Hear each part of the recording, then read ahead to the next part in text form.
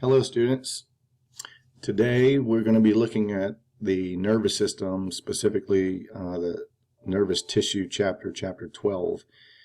Just go through some of this information for you, and I hope it helps you out a little bit while you're learning this at home. There's going to be several links through the PowerPoint. Make sure you click on those at home and review those animations. So the nervous system is separated into two main parts. The central nervous system, which includes the brain and spinal cord only. Obviously you guys know where the brain and the spinal cord is, I'm sure, but here it is. It's called the central nervous system. The peripheral nervous system is made up of all of the nerves in the body. So everything on the outside of the brain and spinal cord is called the peripheral nervous system. There are 12 pair of cranial nerves and 31 pair of spinal nerves that radiate to all the structures in the body. Here's a little graphical layout, a little flow chart for the nervous system, central and peripheral nervous system. The peripheral nervous system, as I said, is made up of neurons. There are two main types of neurons. Neurons called sensory neurons, which I'll define more specifically in a minute, and motor neurons. Sensory neurons carry sensory information from the periphery of the body, whether it's the somatic senses dealing with your skeletal muscles, or special senses like vision and hearing, taste and smell called olfaction. All of those sensory inputs go into the central nervous system via sensory neurons, and then the central nervous system will analyze those sensory inputs and determines the type of what we call motor output via motor neurons out to the effectors in the body that bring about reflexes to keep us healthy. There's two principal divisions of the motor portion of the peripheral nervous system. Something called the somatic nervous system, which includes the motor neurons that only affect skeletal muscle. So in chapter 10, this area right here where the arrow meets this box, it would be called the neuromuscular junction. And the skeletal muscles receive acetylcholine from those motor neurons, which activates skeletal muscle contraction. This is all what we call a voluntary nervous system. We have voluntary control over our skeletal muscles with most regards. The involuntary part of our peripheral nervous system includes the autonomic nervous system. The autonomic nervous system, specifically the motor outputs, will be covered in chapter 15. But there's three main divisions, the motor outputs, something called sympathetic nervous system or sympathetic division, parasympathetic nervous system, and the enteric nervous system. The enteric nervous system is specific for organs of digestion specifically, and we'll talk more about that in chapter 15. But the autonomic nervous system basically innervates and regulates the activity of smooth muscle, cardiac muscle, glands, and adipose tissue, which is not listed here, because all of those effectors are not controlled consciously. So as far as the functions of the nervous system, they're quite simple. They're a little hard to describe how they come about, but the activity is fairly simple. There's a sensory function where sensory inputs are received by receptors throughout the body and sent through sensory neurons to the central nervous system. So all information going to the brain and spinal cord is called sensory. And then there's a motor output, which is a response to the stimuli being received, and the motor output goes to the effectors that bring about a reflex. The integrative function is basically when the central nervous system, predominantly in the brain, sometimes reflexes are initiated at the spinal cord level. They're called spinal reflexes. But the integrative function is when the sensory input information is being analyzed in order to determine if a motor output is required in order to initiate a reflex to keep us healthy. For instance, if you stick your finger in warm water, you don't jerk your hand out of it. But if you stick your finger in boiling water, you jerk your hand out of that boiling water pretty quickly. So our central nervous system has to determine the difference between the strength of a stimulation. So in that case, obviously the hot boiling water, we don't want to leave our finger in there very long. So there's the sensory input said, hey, it's really hot. The brain said, yep, it's really hot, the integrative function. And then a motor output was sent to the muscles of your arm and your hand and whatnot. They contracted and you jerked your hand out of the boiling water. We don't necessarily have to do that if we stick our finger in a container with lukewarm water in it. Our brain knows, well, it's just lukewarm. We're not being hurt, so we don't necessarily need a motor output to initiate a reflex in that particular example. And we'll get to more of those types of information later on. Another little link I want you guys to review. Just make sure you do that for these animations. And let's get into the cells of the nervous system. There's two basic types of cells that make up nervous tissue. The cells called neurons, which are the electrically excitable cells, which, if you remember, electrically excitable cells are cells that can respond to certain stimulation like a chemical signal and generate an electrical impulse from it. So neurons are what I typically like to call the functional cell of the nervous system, because they receive signals up here at these structures called dendrites. There's a cell body with all the organelles like the nucleus in it, and then there's an axon which carries an electrical potential called an action potential or a nerve impulse all the way down this fiber, the axon, to the ends of it called the axon terminals. And when the action potential reaches the end of the axon terminals, the neuron then releases chemicals called neurotransmitters. The neurons can be classified in two main ways. There's a structural classification and there's a functional classification. The structural classification classifies neurons based on the number of extensions that come off of the cell body. So a multipolar neuron, as in this first example right here, is a neuron that has many extensions that come off the cell body directly. So there's multiple extensions here, projections, cytoplasmic membrane projections. I'll say all motor neurons are multipolar. And we'll talk about motor neurons again in a second. We then have a group of neurons which are called bipolar neurons. These particular neurons have two extensions that come off the cell body. You see one here, which comes from a special type of dendrite, and then one down here, which then goes to the axon terminals. That would be its axon. So there's two extensions. That's a bipolar neuron. These are found in the retina of the eye and in the olfaction pathway for smell.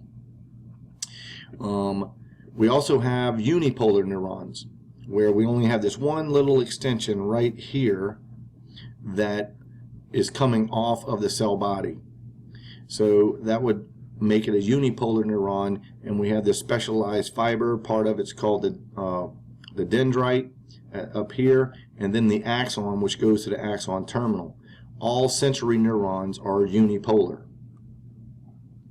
The functional classification of neurons include the direction in which the electrical potentials are being transmitted or transported and or where they're located. And so a sensory neuron is also called an afferent neuron, because all sensory neurons transport action potentials towards the central nervous system. Or if they're in the central nervous system, it's transported up the spinal cord and up to the outer parts of our cerebral cortex into the brain. And they're called afferent as well, because the word afferent means towards. So the information that's being carried towards the central nervous system or towards the cerebral cortex are called sensory. Motor neurons are called efferent neurons because they carry electrical potentials away from the central nervous system out to the periphery of the body somewhere. And efferent means away from. Interneurons are also called association neurons. They are confined solely in the central nervous system. And so let's look at a little graphic of this. Here at the top, you see the peripheral nervous system. So this would be all the nerves in the body. And then the central nervous system, which includes the brain and the spinal cord. Sensory neurons are going to carry information from the periphery through a nerve into the central nervous system. Oh, and at this point I should say that there are no nerves in the central nervous system. There's only nerves in the peripheral nervous system. A nerve is a connective tissue wrapping of a whole bunch of neuron axons and neuron cell parts. There's no connective tissue inside of our brain and spinal cord, so there's no nerves in here, but we still have neurons in here. They're just not encapsulated in what we call a nerve. So the sensory neuron transmits an action potential into the central nervous system. It makes a synapse with, in some cases, not all, something called an interneuron or an association neuron. And almost all of them are multipolar neurons, as demonstrated here, which then transmits an action potential to a motor neuron, which has its cell body embedded in the central nervous system. And its axon leaves the central nervous system via a nerve that attaches either to the brain or to the spinal cord. And that axon transmits the nerve impulse or action potential to the axon terminals to the effectors in the body, which either turns the organ or effector on or off. Really, it just speeds it up or slows it down. And we'll talk more about effector actions in a little bit. Here's another link for you can view animations on the types of neurons, so I want you to do that. The second group of cells that make up nervous tissue are called neuroglial cells. The neuroglial cells do not produce electrical potentials. The neurons do that. They make up a considerable part of the volume of the nervous system, about half, and they can be divided into two main groups.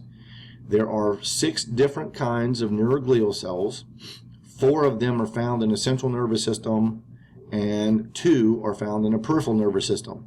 Make sure you review the names of the neuroglial cells, which are found in both places, and a little bit about what they do. So let's go through some of that right now. Astrocytes are star-shaped cells.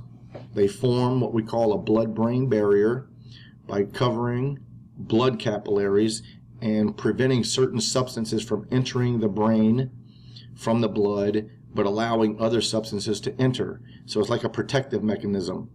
They also metabolize neurotransmitters being released by the neurons in the brain to help get rid of them. They regulate ion balances like potassium in the extracellular fluid, and they provide structural support. Sorry about that. Oligodendrocytes are cells in the central nervous system that actually form what we call a myelin sheath around the axons of neurons in the central nervous system. A myelin sheath is a coating around the axon. So there are some neuron axons which have a coating around it, the myelin sheath, and some that are not. Neurons that have the coating around their axons are simply called myelinated axons or myelinated neurons, and the ones that are lacking the actual coating around the axon are called unmyelinated.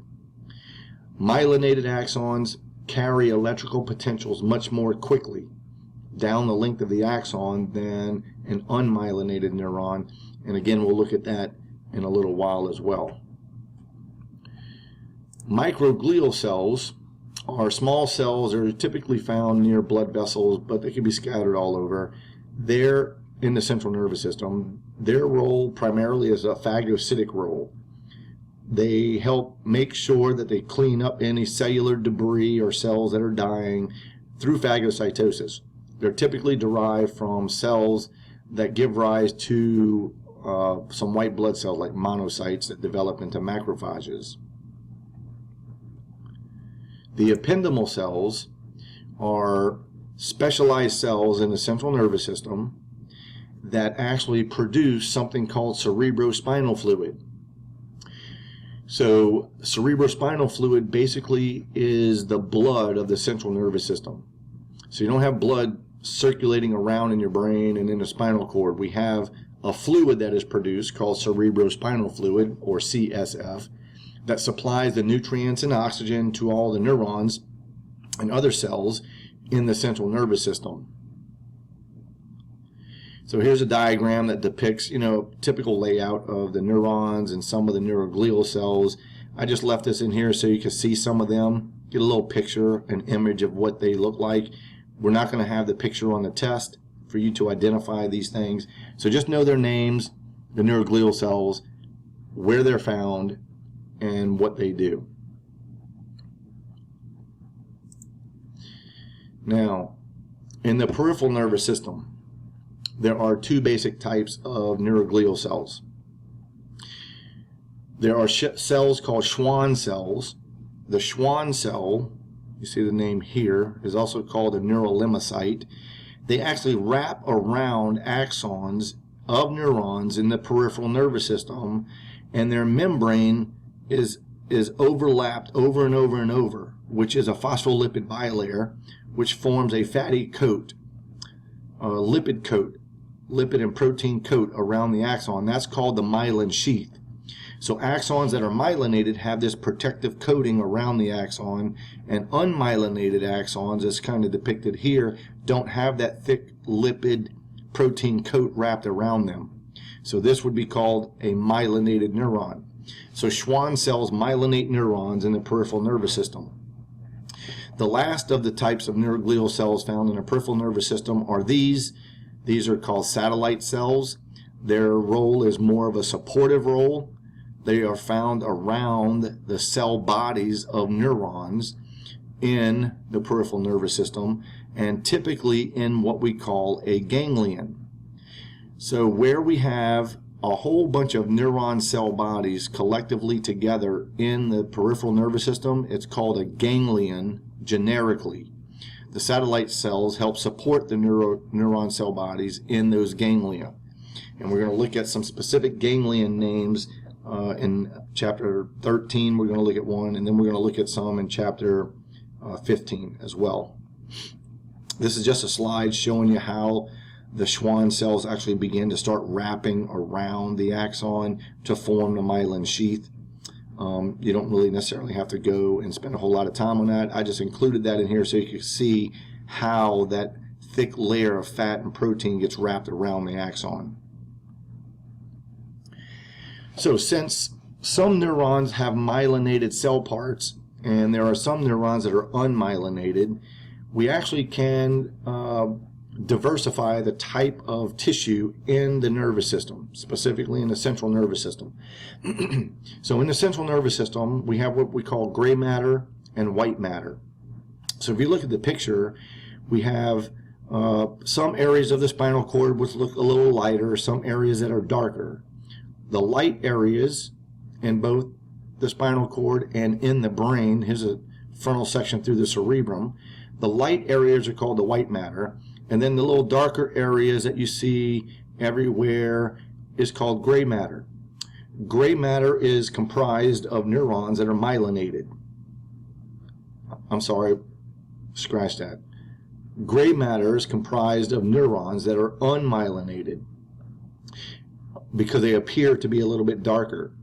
White matter areas are composed of neurons that are myelinated, and it looks a little bit lighter because that myelination, that sheath, actually is a fat layer which kind of has a light color to it.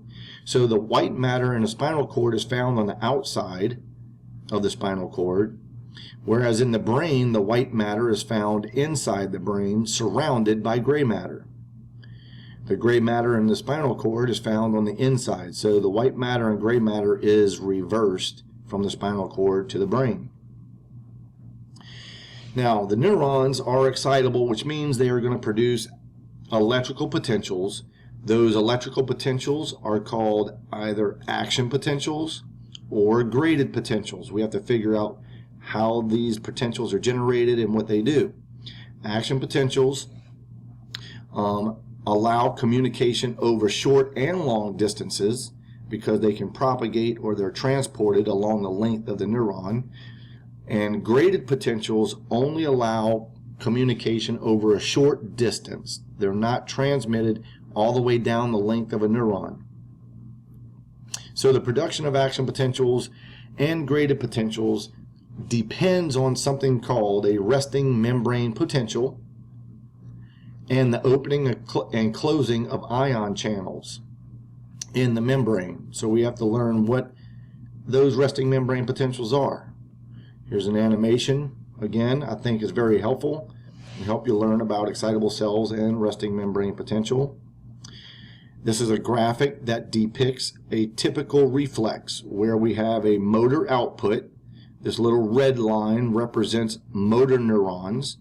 And you can see up here, this motor neuron originates in the gray matter of the cerebral cortex. That area in our cerebral cortex is what we call our primary motor area.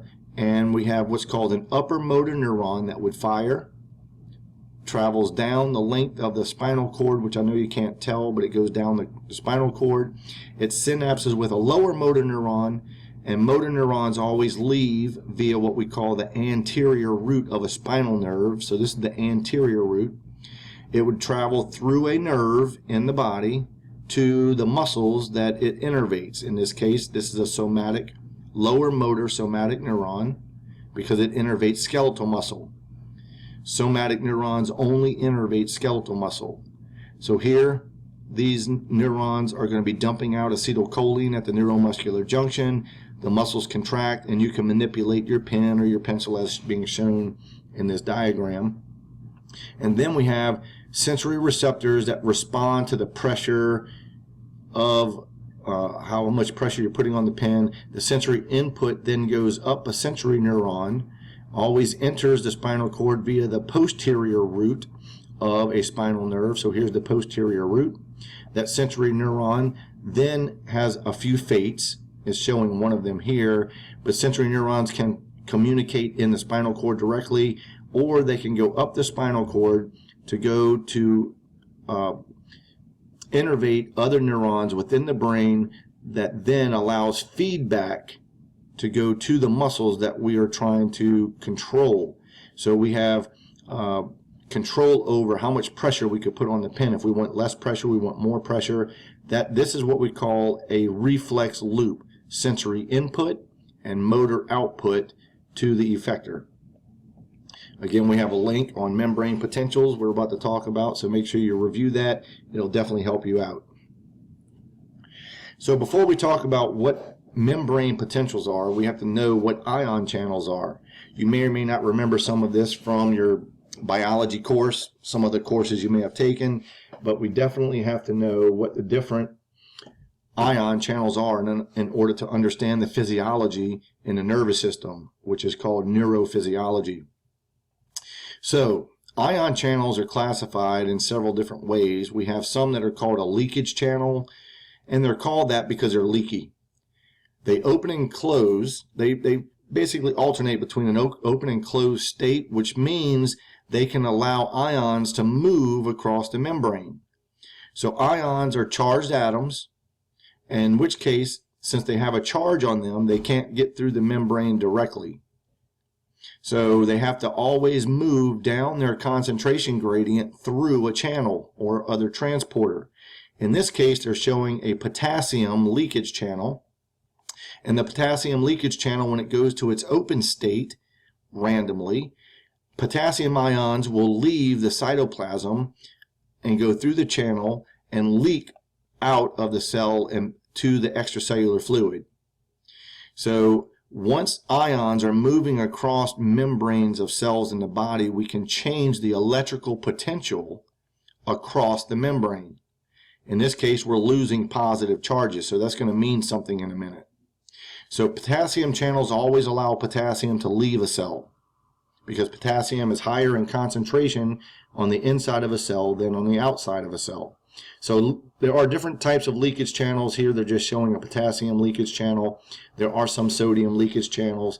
The potassium leakage channels are more numerous, and these are going to be fairly important in a minute.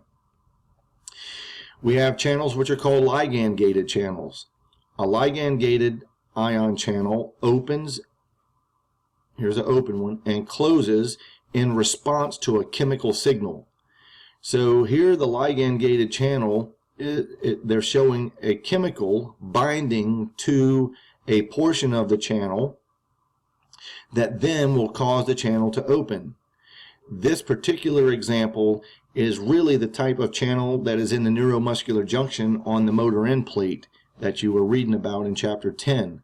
So this little molecule right here can represent acetylcholine, a neurotransmitter, which binds to the channel and thus opens it. And in this case, this is what we call a cation channel. It's just generic. It allows positively charged ions to move across the channel.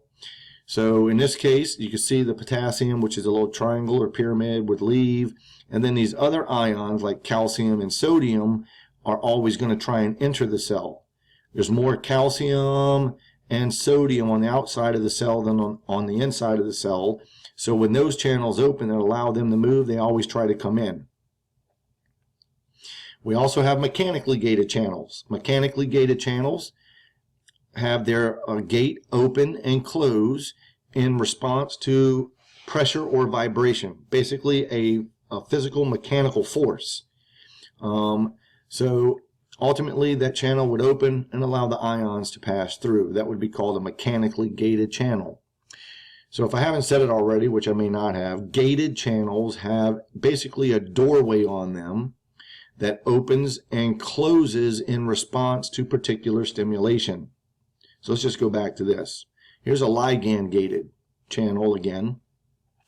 A ligand is a generic name for any chemical that can bind to a receptor. In this case, it's an ion channel, which is called an ionotropic receptor.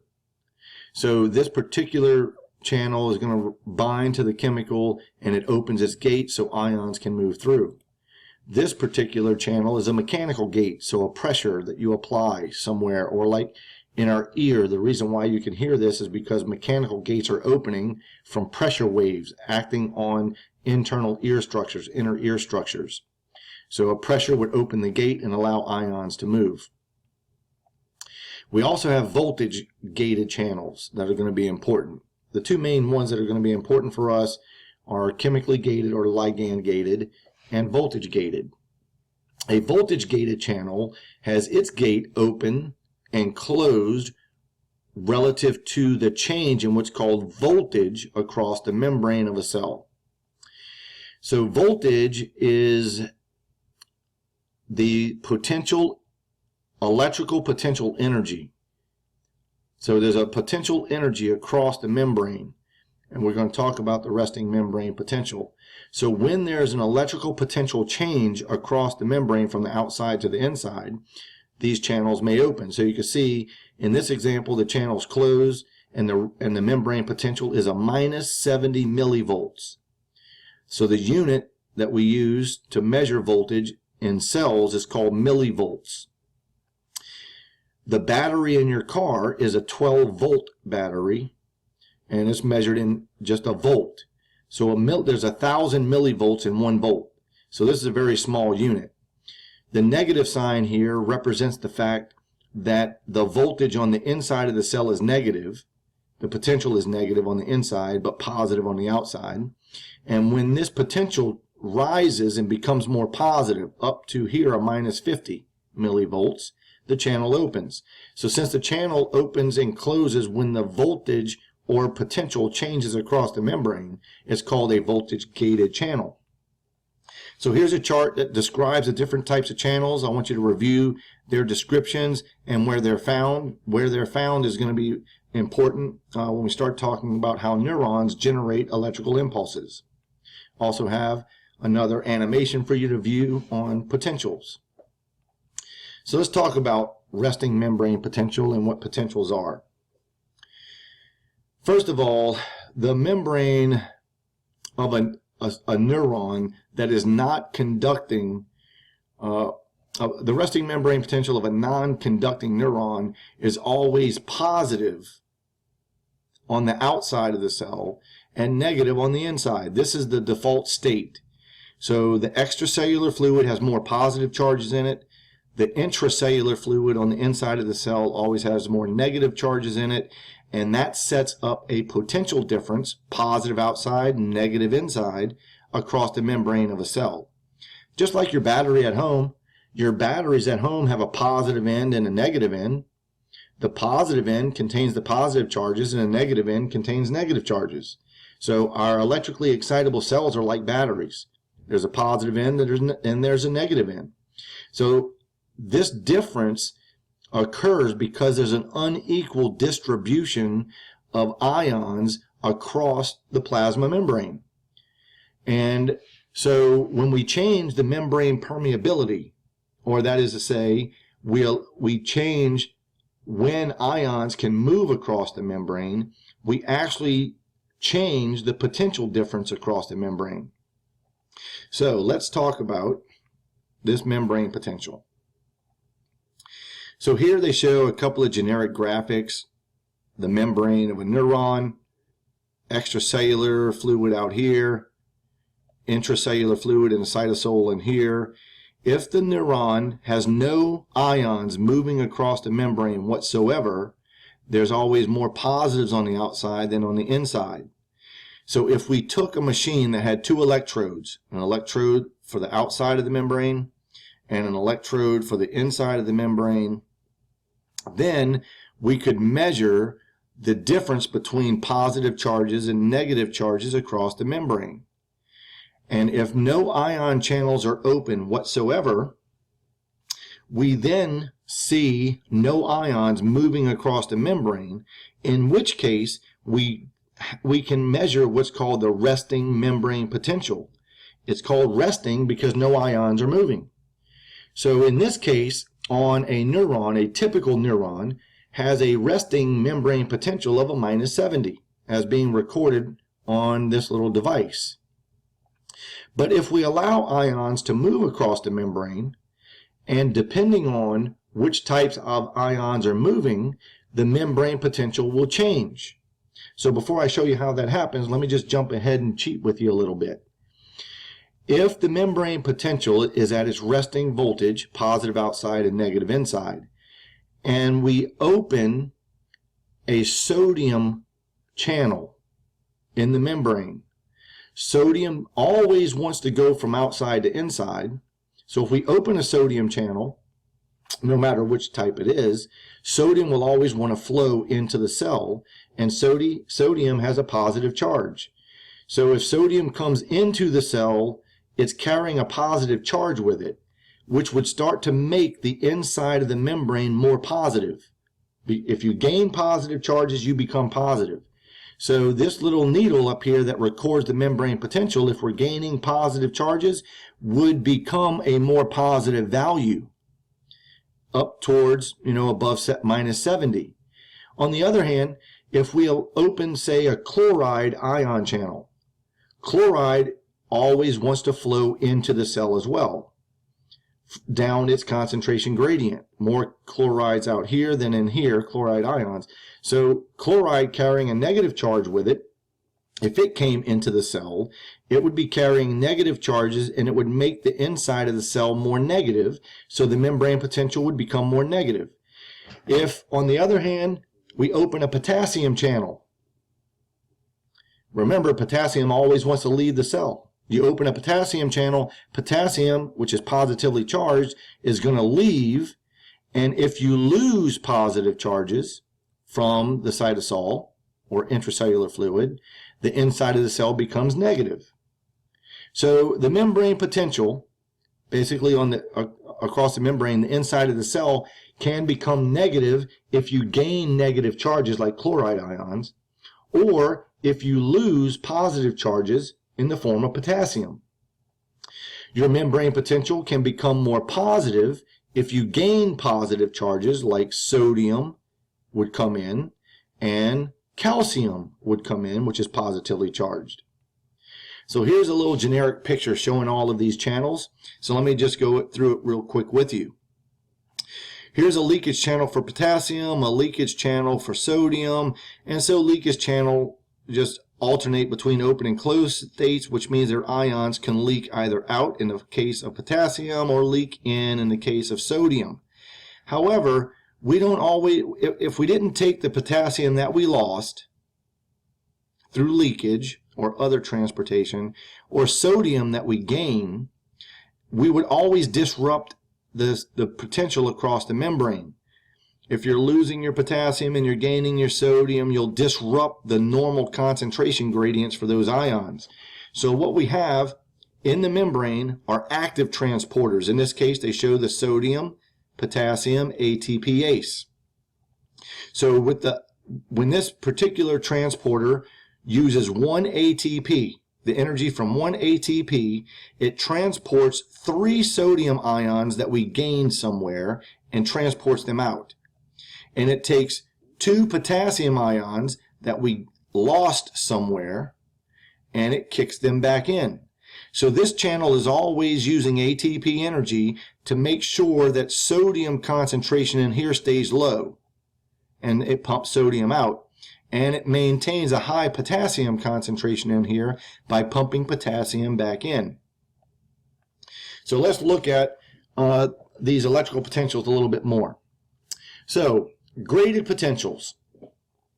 Graded potentials are basically small deviations in the resting membrane potential, and these particular types of electrical potentials are not propagated long distances away from where the channels were open. So ion channels have to open in order to change your membrane potential. So here's what we call resting.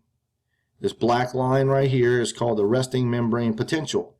We would measure a -70, and we would draw a straight line if no ions move whatsoever. But in the top case up here, since it shows a little line dipping down, you can see it's red, we actually make the membrane become more negative than normal. And when a membrane potential becomes more negative than normal, which is always inhibitory, it's called a hyperpolarizing graded potential. Basically brings the membrane potential to a more negative value than the resting potential.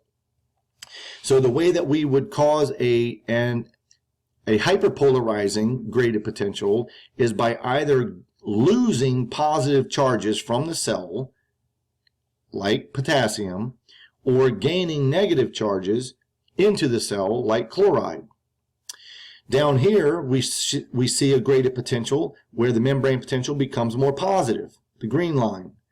When we have a more positive membrane potential through the gaining of sodium and calcium ions into the intracellular fluid, we call that a depolarizing graded potential.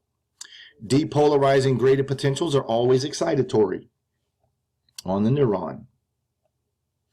So here are the different channels that I was referring to before, with our leakage channels allowing ions to move across the membrane.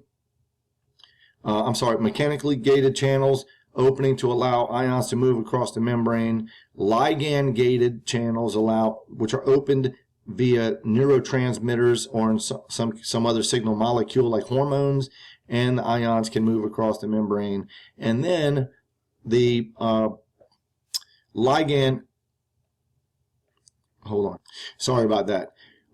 The channels that are showing depolarizing graded potentials opening are allowing positive charges to come in, and in this case the mechanical channel opens, positive charges come in the form of calcium and sodium. The ligand gated channels that allow positive charges to come in can cause a depolarizing event. And then there's a special channel right here. This is also a ligand gated channel. It actually binds to an inhibitory neurotransmitter that's confined in the brain, in the central nervous system, and it opens and allows chloride ions to come in. So if chloride ions come in, the membrane potential would become more negative because chloride carries a negative charge. So that would induce what we call a hyperpolarizing event. So you can review these pictures right here to show depolarizing events and hyperpolarizing events and which ions are moving to induce that. Now, graded potentials have different levels of amplitudes with regards to how we change the membrane potential, and it depends on the strength of a stimulus. So up here we see the resting membrane potential of a neuron is a -70. We see a depolarizing event or potential. It goes up, but you can see it doesn't go up very far relative to the little blue wave that we see here and or relative to the purple wave. So what makes this difference? Well, the strength of a stimulation. So you can see stimulus 1 is kind of weak relative to the other two, so we allow some positive charges to enter the cell, which makes the membrane potential go up a little bit. Stimulus 2 is a little bit stronger, so the depolarizing graded potential is a little bigger, and it's even bigger yet with the stimulus 3, which is bigger than the other two, and we see the membrane potential go up even more. Now, these particular graded potentials, whether or not they're big or small, can be added together. So for instance, if we have just one stimulus and we allow a positive ion to enter the cell like a sodium or a calcium ion, we see a depolarizing graded potential. And if we did not have another stimulus, the potential ultimately would go back down because of the sodium-potassium pump would pump the sodium back out and pump the potassium back in. However, if we have another stimulus very quickly, we then open more channels, which adds to the depolarization event, and we see a stronger depolarizing phase. So the stronger the depolarizing phase, the more chance we have of producing an action potential. Action potentials are electrical potentials that are generated and can be transported or propagated over long distances, and they typically occur through several different events that we have to talk about, in particular depolarization and repolarization events. So let's talk about some of that with this picture. So let's go back down here to our resting membrane potential. It's a -70. Like I said, if we were measuring the membrane potential across the membrane with no ions moving whatsoever, we would measure a -70. If we have a stimulus that is an excitatory, that releases an excitatory neurotransmitter, excitatory neurotransmitters are going to open sodium channels or calcium channels. So if we open a sodium channel, in this case we're showing that we're opening a sodium channel or a calcium channel, we gain positive charges, so the membrane potential becomes more positive. Now we have this area at a -55. That's called threshold. If the stimulus is strong enough to allow the membrane potential to become more positive all the way up to threshold, we then open voltage-gated sodium channels. Voltage-gated sodium channels will open when the membrane potential reaches a -55, and that induces what we call the depolarizing phase of an action potential. The depolarizing phase of an action potential is induced by the influx of sodium into the cell. Ultimately, the sodium channels will close, and then voltage-gated potassium channels will open, which induces this red line, which you can see that the membrane potential starts to become more negative again. This is called repolarization, and ultimately we have what's called an after hyperpolarization, because we lose just a little bit too much potassium as potassium is leaving the cell, and it causes this dip below threshold, which we call an after hyperpolarization. So we need to know for our test which types of ion channels open and close to cause these different phases of an action potential.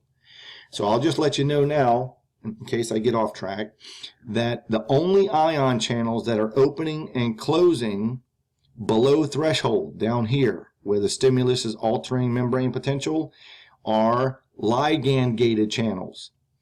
If it's a ligand-gated channel that allows positive ions to flow into the cell, we always would induce a depolarizing graded potential. If it was a neurotransmitter or stimulus that releases a neurotransmitter that allows chloride to enter the cell or potassium to leave the cell, we would become more negative. And so ligand-gated channels are what are being opened and closed below threshold. Above threshold, we only have voltage-gated channels being opened and closed. So at threshold, right here, again, voltage-gated sodium channels open, we lose sodium, we gain sodium, which means we're gaining positive charges and we become more positive. We then close the sodium channels, open potassium channels, voltage-gated potassium channels, which allows potassium to leave the cell, and we become more negative, which is called a repolarization. Here's a little graphic. I know you can't see it on the screen right now with the descriptions that happens during the different phases of an action potential with regards to the sodium and potassium voltage-gated channels. Make sure you review this. This basically tells you what's going on and gives you a little graph to show you the change in the membrane potential. So make sure you review this chart. Also review this table. It talks about the differences between graded potentials and action potentials all in one place, a comparison. Right? So I want you to review that. Excuse me. All right. So let's talk about how the action potentials are transported down the length of an axon or propagated. So in order for there to be a communication between the nervous system and the effectors in the body, the neurons have to generate an action potential that is activated at what we call the trigger zone of the axon, which I'm going to show you that in a second. And the action potential then is transported or propagated down to the axon terminals down the axon. The action potentials do not die out or decrease their strength as they're being transported. They stay the same, which means, let's go back to this other picture real quick. The height of this curve that we see right here, which is called the amplitude, would be the same no matter what place on the axon I record it. So if I record it here, we would see this wave. If I record it here, we would see this wave. So the amplitude or the strength stays the same. So there's two ways that action potentials are being transported or propagated. There's something called continuous propagation or conduction and saltatory conduction. Continuous conduction occurs in axons of neurons that are unmyelinated. So unmyelinated neurons conduct action potentials continuously down the axon, whereas myelinated neurons conduct their action potential via what we call saltatory conduction. So the main difference here is that myelinated neurons conduct their impulses much more quickly than do unmyelinated neurons. So they show you a little simple time right here in milliseconds. There's 1,000 milliseconds in 1 second. So this is very, very, very quick. You can't even snap your fingers that fast. So at time 1 millisecond, you can see where we're opening the sodium channels, which causes the depolarizing phase of an action potential. And it occurs, in this case they're showing multipolar neurons, which are motor neurons. It occurs at the trigger zone of the area where the axon connects to the cell body, called the axon hillock. So that's where the trigger zone's at. Now, just to let you know, the trigger zone is the first place that we see voltage-gated ion channels. From the trigger zone back along the dendrites and the cell body, there's only ligand-gated channels. But down the length of the axon, we have voltage-gated channels. Now, if we go all the way down to time, the 10 millisecond time, you can see the unmyelinated neuron is propagating its action potential, but it's not even halfway down the axon. But the myelinated one, the action potential is almost all the way to the end. So the reason why that happens is because the ion channels in a myelinated neuron are concentrated in areas called the nodes of Ranvier. Whole bunch of ion channels there.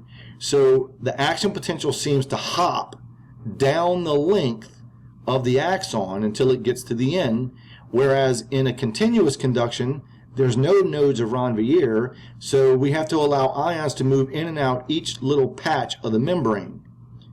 Instead of it acting like it's jumping down the length of the membrane, it basically crawls down the length. Now, I say that, it's still very, very, very, very fast, faster than you can snap your fingers. It's just much more quickly propagated in a myelinated neuron. Now, as far as the transmission of signals between neurons and effectors in the body, there are basically two types of areas where the cells communicate, which is always called a synapse. There are electrical synapses. We learned about gap junctions in chapter 4. Gap junctions allow ions and other substances to move directly from one cell to another one. So the cells can synchronize themselves with the activity that they're trying to perform, like in our heart. The heart's trying to contract, and all of those cardiac muscle cells are connected via gap junctions. The synapse that we're concentrating on here, and what we covered in chapter 10, the neuromuscular junction, was a specific type of synapse. It's called a chemical synapse. Chemical synapses are one-way transfers where information goes from what we call the presynaptic neuron to the postsynaptic neuron. So let's look at what that means. Here's a neuron with the dendrites, cell body, axon, hillock with the trigger zone, and then the axon. And then they show different neuron axons and axon terminals coming into our primary neuron here. So when an axon from another neuron makes a synapse with the axon of a neuron, it's called an axo-axonic synapse, because the axon terminals are making synapse with the axon. When a neuron has an axon that's an axon terminals making synapse with dendrites, it's called an axodendritic synapse. And when the axon has axon terminals synapsing with the cell body, it's called an axosomatic synapse. So here are some events that occurs at a synapse. Make sure you review that, and let's look at, what a chemical synapse entails. So here's a generic picture: one motor neuron sending an action potential down the axon to the axon terminals, which makes synapses with the dendrites of another neuron. So this neuron over here, which occurs before all the synapses, is called presynaptic, and the neuron that occurs after the synapse is called postsynaptic. Here's an enlarged picture of this scenario. This would be an axon terminal and what we call a synaptic end bulb of the neuron called the presynaptic neuron. So this little area right here would be called the presynaptic neuron or presynaptic end bulb. On the other side of this cleft, there's a little fluid-filled cleft called the synaptic cleft. On the other side is the membrane of the postsynaptic neuron, the neuron that occurs after the synapse. So this is a chemical synapse. We always have a presynaptic neuron, we have a postsynaptic neuron. The presynaptic neuron is generating and propagating nerve impulses or an action potential that propagates and is conducted all the way to the end of an axon terminal and a synaptic end bulb. When that action potential reaches a synaptic end bulb, ligand-gated calcium channels open, which allow calcium ions to flow into the synaptic end bulb. I'm sorry, I said ligand-gated. I meant voltage-gated. Sorry. Voltage-gated calcium channels open, which allow calcium ions to flow in, and the influx of these ions causes the exocytosis of neurotransmitters from synaptic vesicles. So these synaptic vesicles contain the neurotransmitters that will be released into the synaptic cleft. These neurotransmitters can either be excitatory or inhibitory.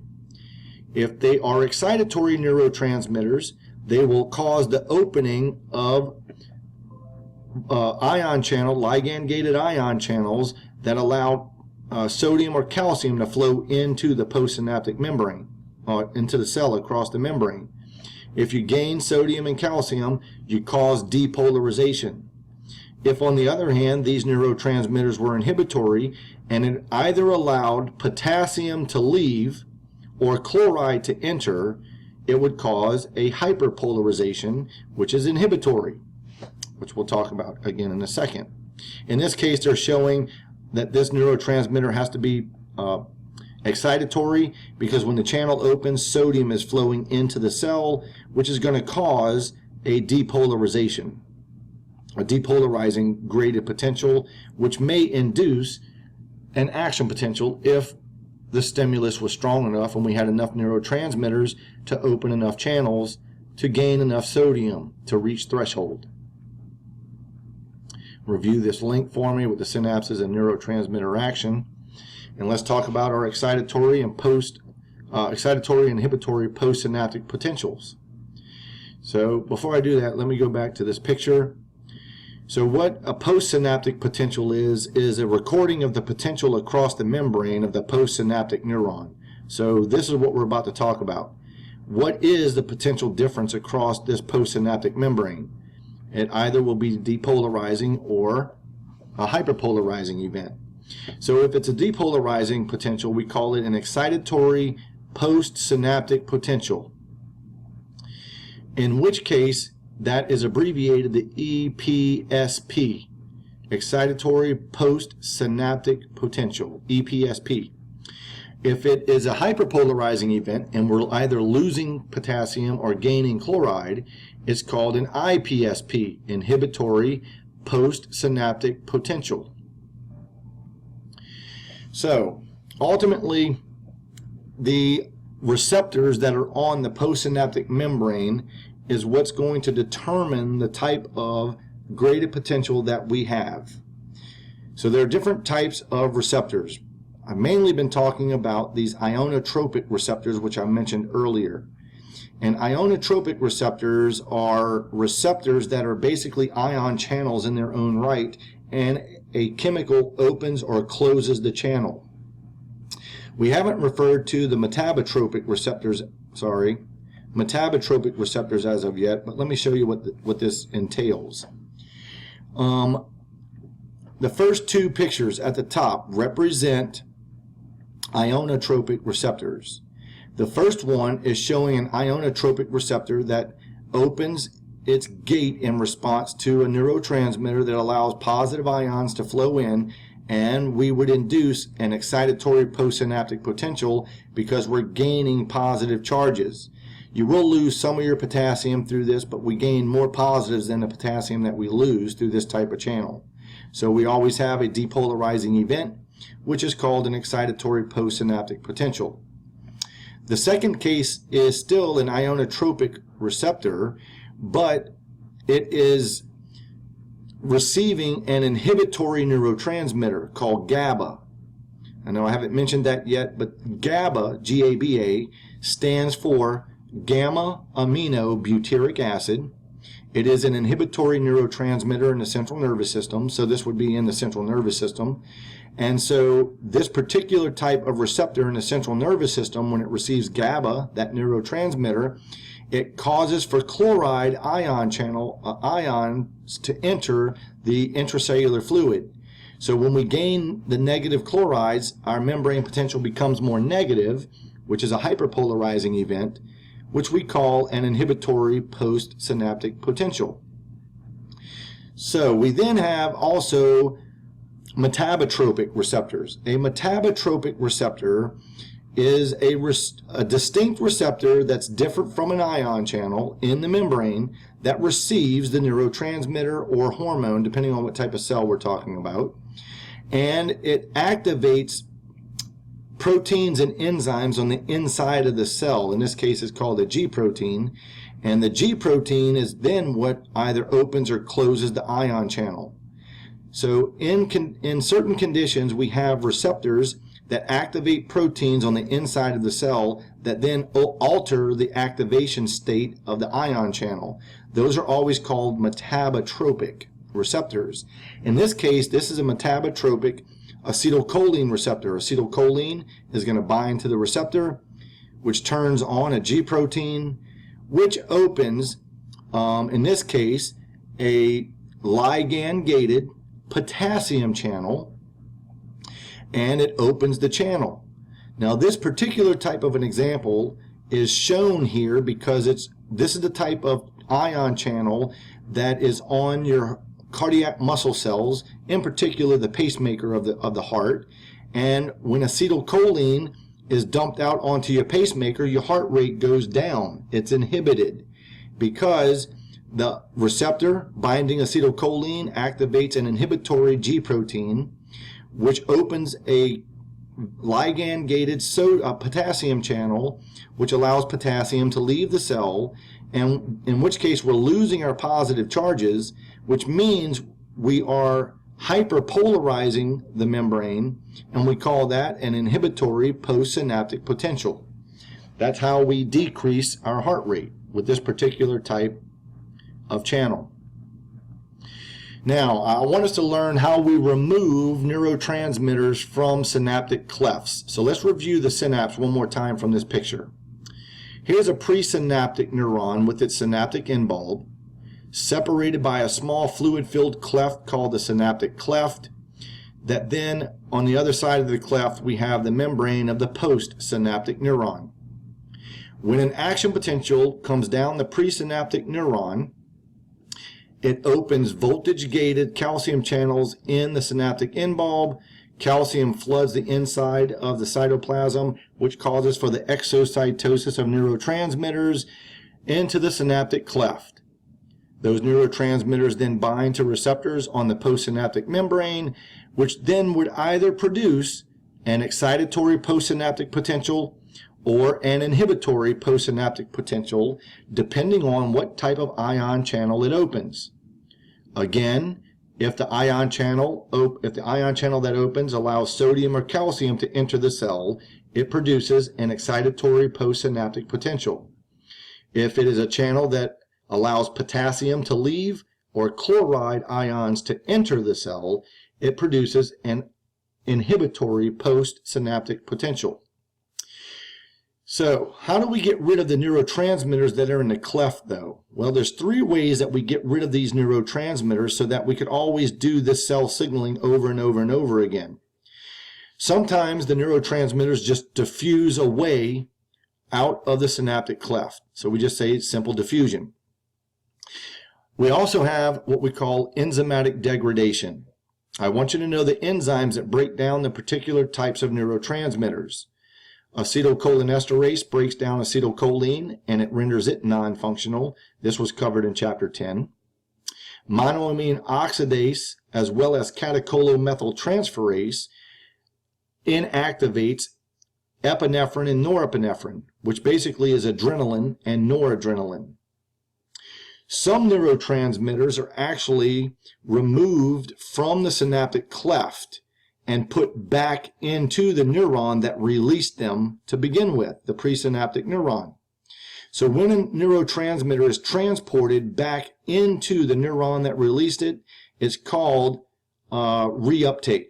So the neurons and other glial cells in some cases can uptake the neurotransmitter through neurotransmitter transporters in the membrane. Now, if you notice, I put some drugs down here. I would like for you to know basically a little bit about them, what I put. Some antidepressants that everybody is familiar with, Prozac, Paxil, and Zoloft. These are referred to as serotonin receptor reuptake inhibitors. So these are called the SSRIs, serotonin selective reuptake inhibitors, SSRIs. So if someone is on this type of med, it blocks the reuptake of serotonin, and serotonin accumulates in the cleft and helps decrease the depressive state. The illegal drug cocaine brings about its euphoric effect by blocking the reuptake of dopamine, which is the feel-good neurotransmitter in the brain. That's our reward neurotransmitter. It's released when we eat a lot of chocolate, when you have sex, or when you feel happy, we get dopamine released. Cocaine makes people have that euphoric effect because it increases dopamine in the cleft by blocking its reuptake back into the neuron that released it.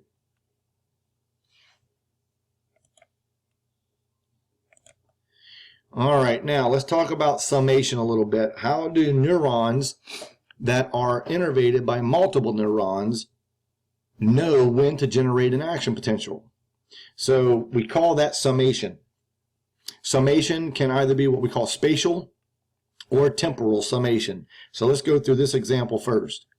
A spatial summation event occurs when a neuron, like neuron 3 in this picture, is being innervated by multiple neurons at one time, neuron 1 and neuron 2 in this case.